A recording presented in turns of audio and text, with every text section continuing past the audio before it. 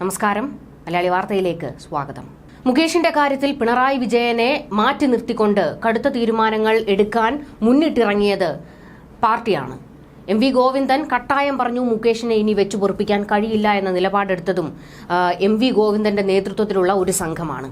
അതായത് കൊല്ലത്ത് നിന്നും മുകേഷിനെ തിരുവനന്തപുരത്തേക്ക് എത്തിച്ചത് പാർട്ടിയിലെ എം.വി. ഗോവിന്ദൻ ഉൾപ്പെട്ട ഗ്രൂപ്പാണെന്ന ചർച്ചകൾ ഇപ്പോൾ പുറത്തേക്ക് വരികയാണ്. നടൻ വിദേശത്തേക്ക് കടക്കാൻ തീരുമാനിച്ചിരുന്നുവെന്നും അതിനുവേണ്ടിയുള്ള നീക്കങ്ങൾ നടന്നുവെന്ന സൂചനകളും ഒക്കെ പുറത്തു വന്നിരുന്നു. ഈ സമയത്ത് മുകേഷ് വിദേശത്തേക്ക് കടന്നാൽ അത് പാർട്ടിക്ക് കനത്ത തിരിച്ചടി ഉണ്ടാക്കും. ഈ ഒരു ഘട്ടത്തിൽ മുകേഷിനെ തിരുവനന്തപുരത്ത് എത്തിക്കേണ്ടിയിരുന്നത് CPM-ന്റെ ആവശ്യമായിരുന്നു.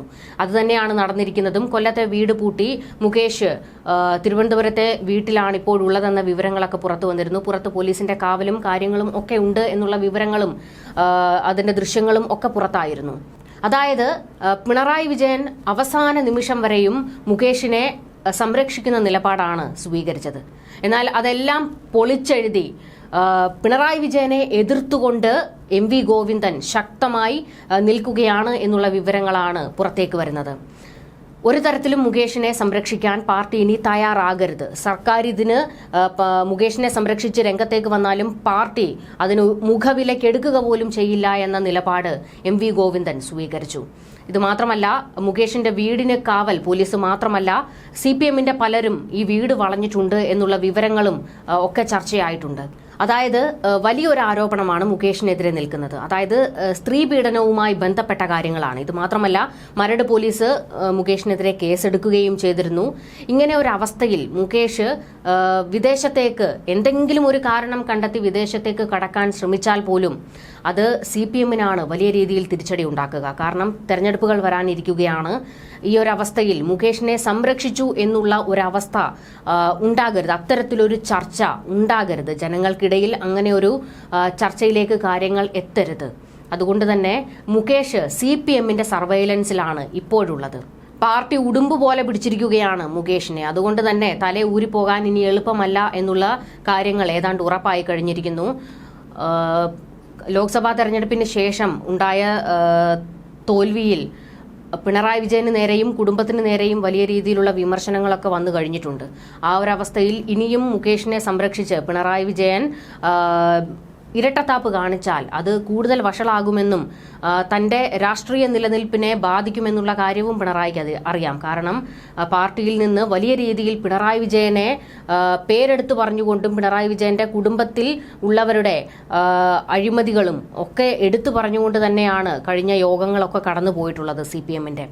അതുകൊണ്ട് തന്നെ മുകേഷിനെ സംരക്ഷിക്കാൻ നിന്നാൽ പിണറായി വിജയന് വീണ്ടും വലിയ രീതിയിൽ വിമർശനം പാർട്ടിയിൽ നിന്ന് തന്നെ ഉണ്ടാകും. ഇപ്പോൾ മുകേഷിന്റെ വിഷയത്തിൽ കാര്യങ്ങൾ തീരുമാനിക്കുന്നത് സർക്കാരല്ല, പാർട്ടിയാണ് എന്നുള്ളത് വ്യക്തമായി കഴിഞ്ഞിരിക്കുകയാണ്.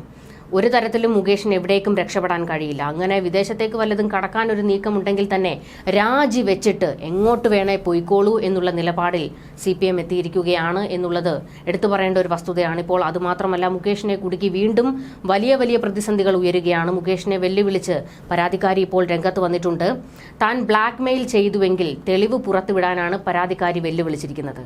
എതിർകക്ഷിയെ തളർത്താനുള്ള കാര്യങ്ങളാണ് നടക്കുന്നതെന്നും അവർ പ്രതികരിച്ചു. നടപടി സ്വീകരിച്ചതിൽ അവർ സർക്കാരിനോട് നന്ദി അറിയിച്ചിട്ടുണ്ട്. അതായത് ഇപ്പോൾ നടി മുകേഷിനെതിരെ പരാതിപ്പെട്ടപ്പോൾ മുകേഷ് പിണറായി വിജയന് വിശദീകരണം കൊടുത്തത് ഇവർ തന്നെ ബ്ലാക്ക്മെയിൽ ചെയ്യാൻ ശ്രമിച്ചു, തന്നിൽ നിന്ന് പണം ആവശ്യപ്പെട്ടു എന്നൊക്കെയാണ്.